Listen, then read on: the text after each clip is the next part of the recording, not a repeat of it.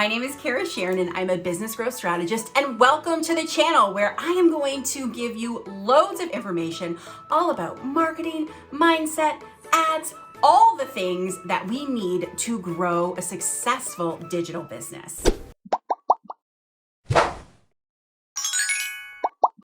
You can either grow your audience and your list with either organic or paid marketing, right? And I love both. Do not get me wrong. I actually think organic and paid go hand in hand. They're like peanut butter and jelly.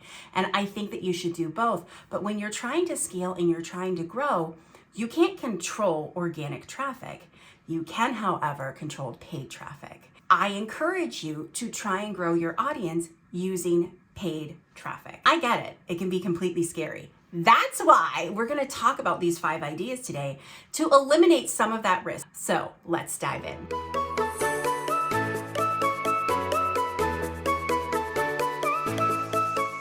I want to say that I feel like you should have between 3 and 5 different types of lead gen that you can use throughout a year. Why? Well, number one, they fatigue quicker than you may think. So what are the reasons why I want you to have these things is so that we can change them out. Now, they can be seasonal, they can be evergreen. What do I mean between the two things? So seasonal would be exactly that. So maybe you have things that can actually get tied with a season, something, that is springy or, more wintry.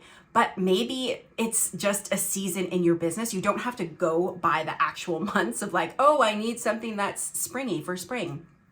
But things that can fit in a certain season, like back to school is a season, right? And some evergreen things, when I say evergreen, they can last all year long. It doesn't matter when you use them. So we want to have between 3 and 5 of these types of lead generation methods so that when we're using ads, we can rotate them through, and it's kind of, we're creating our own season, our own cycle for lead gen.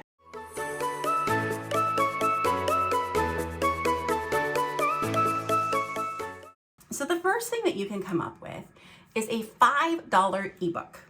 Now some of you are like, what? Are those even still a thing? They are. I want you to over deliver in this. I don't want you to put together a 5-page pamphlet that should be free and charge $5 for it. So you can even have a ghostwriter write your $5 ebook. It should be of substance and it should solve a problem. It should identify a problem, and then you should help solve that little problem in that book. That is where the magic is going to happen. This is something that we can run ads directly to a checkout page. And again, it has to solve a problem, and a big enough problem where people are eager to pay $5 to get this ebook.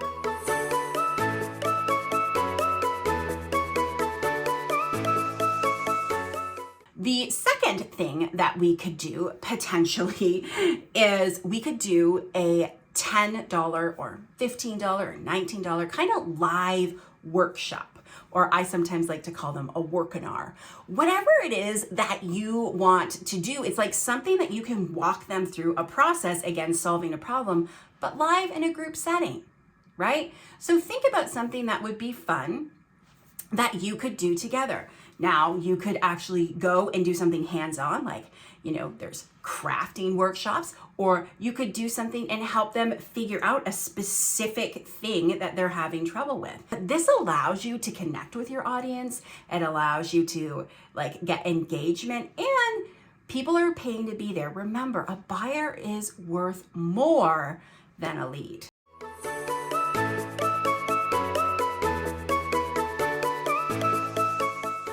We can go traditional now with a freebie to a Tripwire. Now, here's the thing, and I do say test all the things. Freebie to Tripwire is not necessarily my favorite, just depending on your conversion rates. I know some people it works really well for. It's not the first thing I'm going to run out and do. I would rather do a workshop or an ebook or some of the other things that I'm going to discuss with you, but it is still definitely something definitely worth testing for your audience. So that means you're going to give something of really good value for free. And then you're going to say, thank you. Hey, do you want to buy something? And generally that's going to be, below $19. I mean, you can go anywhere from 10 to 47. I've had some people even try 97.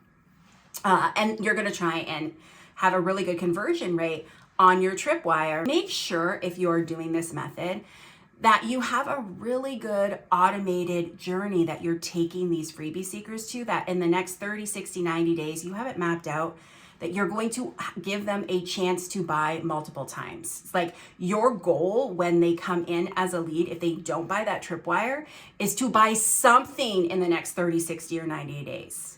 And if they don't after that 90 days, then you need to have a different plan for them, but you need to think it out.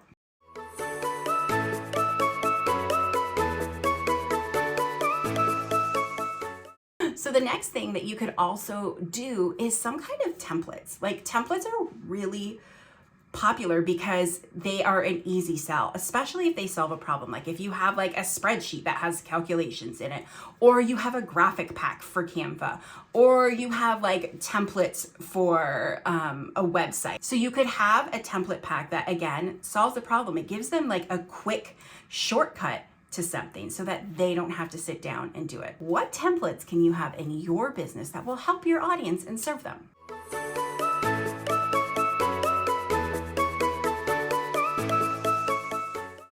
And so the last but not least is the biggest one.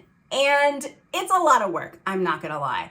But at the same time, it has the potential to also have the highest average cart value, and that means that you can spend more money. And that is having an SLO. In the marketing world, they call it a self-liquidating offer. Kara calls it a seductive little offer, where I'm gonna try and get you with this awesome little offer that you're gonna come into my world and I'm gonna like totally over deliver. And it's a 3-part funnel. Step 1 is that it is something that is amazing value from $27 generally to $47. Then we have a little order bump. And for those of you who might not know what an order bump is, that little square thing that's like, hey, you want to add this to your order? Just click the checkbox. So it has an order bump. And then on the thank you page, it has, hey, one-time offer. Would you like this amazing deal that you will only get to see on this page? SLOs are absolutely amazing. They are a ton of work, and sometimes they fail. Well, I should say, like, I've had many flops, but I've also had ones that have made millions of dollars. So I will tell you that there is a ton of potential in here, but they are a lot of work. And so you might not want to start with an SLO when you're trying to grow your audience. But if you can get an average cart value of $50 to $75, think about that. Your goal is to grow your audience with all of these things and not necessarily be profitable, although you might be profitable. It just depends. And that is always super exciting when you can be profitable on any one of these things. And the SLO has the biggest range generally for having a higher cart value, allowing you more money to spend on ads. So there you have it. Those are 5 different ways that you could grow your audience for free or potentially get paid for. And I hope that you have enjoyed this video. If you like it, subscribe to the channel, and we will be doing our best to try and give you consistent marketing videos that will help you grow the digital business of your dreams.